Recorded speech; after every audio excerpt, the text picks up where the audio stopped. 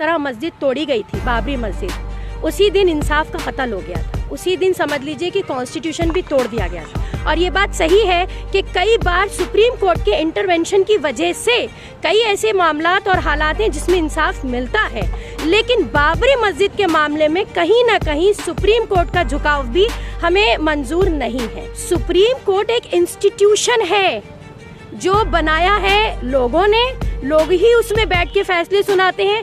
वो कोई खुदा से ऊपर नहीं है। हम सुप्रीम कोर्ट की इसलिए इज्जत करते हैं क्योंकि वो सबसे ऊपर, हमारी जस्टिस हायरार्की में सबसे ऊपर आता है, सबसे सुप्रीम है। अगर आप गूगल पे सर्च मारते हैं डेमोलिशन ऑफ बाबरी मस्जिद, तो एक वर्ड निकल के आता है कि बाबरी मस्जिद वॉज इलीगली डेमोलिश्ड। हमारा दिल रो रहा है, हमारे जिस्म में जब तक जान बाकी है, हमारा दिल जब तक धड़क रहा है, हम बाबरी मस्जिद के लिए, हमारे एसडीपीआई बाबरी मस्जिद के लिए एहतजाज जारी रखेगी।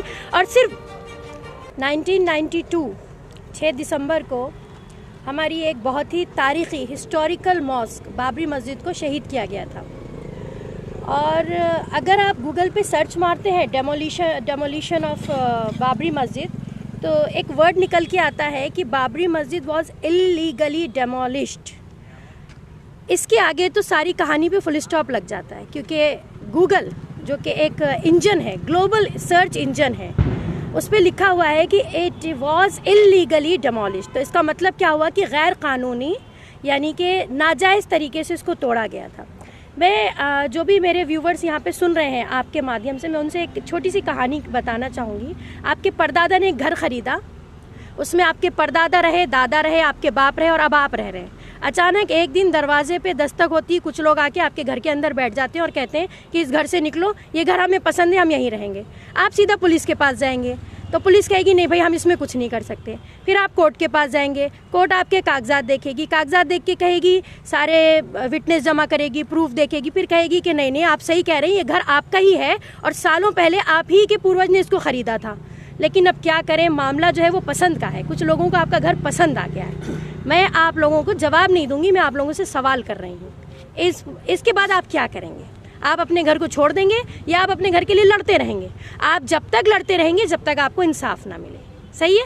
तो हमारे साथ भी यही हुआ है। देखिए, सुप्रीम कोर्ट एक इंस्टीट्यूशन है जो बनाया है लोगों ने, लोग ही उसमें बैठ के फैसले सुनाते हैं। वो कोई खुदा से ऊपर नहीं है। हम सुप्रीम कोर्ट की इसलिए इज्जत करते हैं क्योंकि वो सबसे ऊपर, हमारी जस्टिस हायरार्की में सबसे ऊपर आता है, सबसे सुप्रीम है।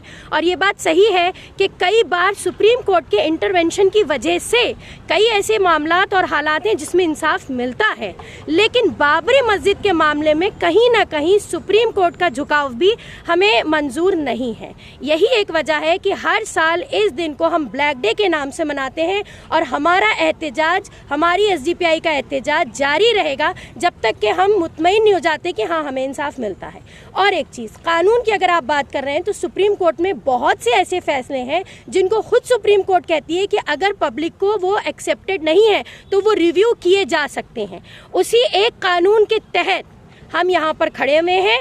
हम भी अपने कॉन्स्टिट्यूशन के आधार पर और कॉन्स्टिट्यूशनल रेमेडीज़ जो हैं उनके आधार पर ही ये डिमांड कर रहे हैं कि हमारी बाबरी मस्जिद को इंसाफ मिलना चाहिए। और एक आखिरी बात, आज जो है डॉक्टर BR अम्बेडकर की डेथ एनिवर्सरी है। मैं आपको बताऊं, जिस तरह मस्जिद तोड़ी गई थी, बाबरी मस्जिद, उसी दिन इंसाफ का कत्ल हो गया था। उसी दिन समझ लीजिए कि कॉन्स्टिट्यूशन भी तोड़ दिया गया था। आज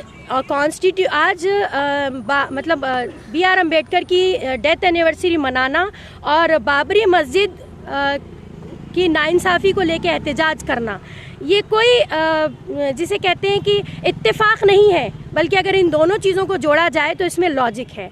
BR अम्बेडकर ही हैं वो जिन्होंने हमें कॉन्स्टिट्यूशन दिया था, और आज बाबरी मस्जिद के लिए हम एहतजाज कर रहे हैं क्योंकि उसी कॉन्स्टिट्यूशन के ख़िलाफ़ जाके इस मस्जिद का कत्ल किया गया। देखिए, आज हमारा दिल रो रहा है।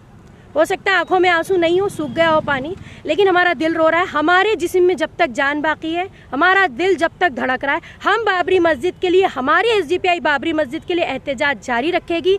और सिर्फ बाबरी मस्जिद ही नहीं, इंशाल्लाह जिस तरह की भी नाइंसाफ़ी इस मुल्क की ज़मीन पर होगी, हमारा एहतजाज उसके खिलाफ जारी रहेगा। बहुत शुक्रिया।